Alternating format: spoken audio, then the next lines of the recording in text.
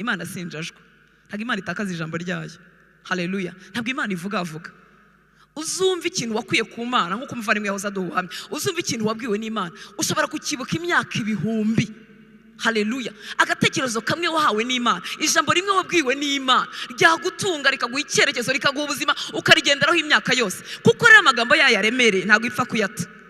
Ni ryo rero umuntu ashobora kwibwira ko yabuze ijwi ry'Imana, ni igihe n'ibyo amaze kutubwira muri rusange bidafite agaciro mu buzima bwawe. Hari umuntu wajya gumara ifite mu kimodoka cyiza, nkavuga ni Imana, burya bya bintu burya biraryoha, reka abantu babirwanire, biraryoha. Ariko ntushobora gusohoza umugambi w'Imana ku buzima bwawe.